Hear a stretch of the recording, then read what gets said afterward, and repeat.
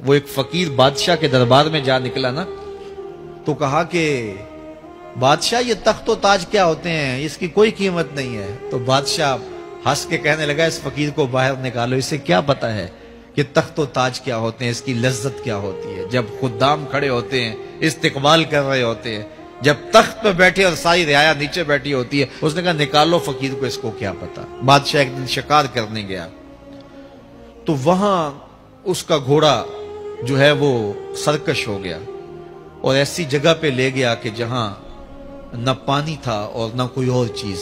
بادشاہ وہاں ہانپ رہا ہے کہ وہی فقیر مشکیزہ ڈالے ہوئے گزرا اور آواز دے رہا ہے پانی لے لو، پانی لے لو۔ بادشاہ کی تو موت واقع ہونے والی تھی، آخری ہچکیاں تھی، تو اس نے آواز دی پانی۔ تو اس فقیر نے کہا کہ ہاں تمہارے پاس ہے کوئی قیمت پانی دینے کی؟ اس نے کہا میں بادشاہ ہوں اس ملک کا۔ اس نے کہا ہوتے ہوگے، مجھے غرض نہیں ہے، میں تو بیچتا ہوں پانی۔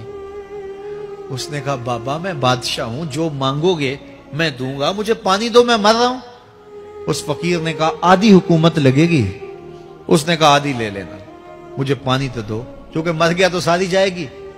اس نے پانی کا گھونٹ دیا، پیاس کی شدت تھی، جب پانی کا کٹورا اس نے منہ سے لگایا تو پانی حلق میں اٹک گیا۔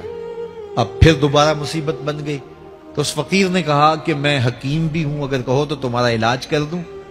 اس نے کہا ضرور کرو، لیکن اس نے کہا میں یوں ہی نہیں کروں گا، آدھی باقی حکومت بھی لگے گی، وہ بھی لکھ دو۔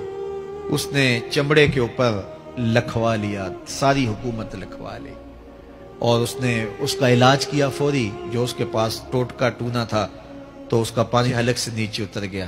بادشاہ گھوڑے پہ بیٹھا واپس آیا، وقت گزر گیا، عرصہ بیت گیا۔ بادشاہ پھر تخت پہ بیٹھا تھا، وہی فقیر بھیس بدل کے دوبارہ آ گیا۔ پھر اس نے نصیحت کی کہ آخرت کو یاد کرو، یہ دنیا کچھ نہیں ہے، 4 دن کی کہانی ہے۔ بادشاہ نے کہا تو میرا خیال ہے پہلے بھی کبھی آیا تھا، تو نہیں سمجھتا تخت و تاج کی لذت کیا ہے۔ اس نے کہا اس کی کوئی قدر و قیمت نہیں ہے، چھوڑ اسے، آخرت سب کچھ ہے۔ تو اس نے کہا نکالو اس فقیر بابے کو، یہ اس دن بھی آیا تھا تو آج پھر آ گیا ہے، اپنی راہ لے بابا۔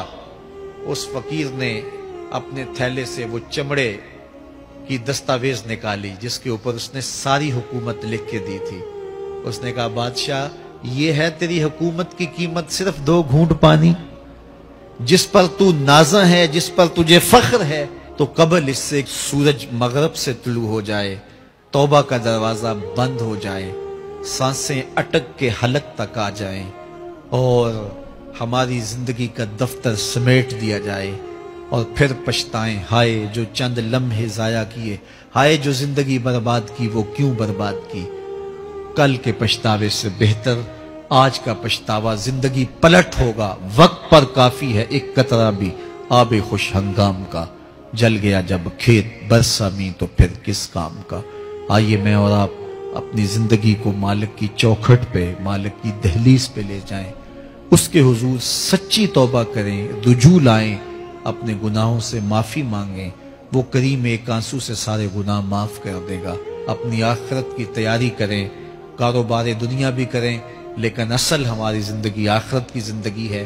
صحابہ کو خندق کھودتے دیکھا تو پیار آیا تو یہی کہا اللہم ان العیش عیش الآخرہ، اے اللہ زندگی تو آخرت کی زندگی ہے، فاغفر للانصار والمہاجرہ، میرے انصار کو بھی بخش دے، میرے مہاجروں کو بھی بخش دے۔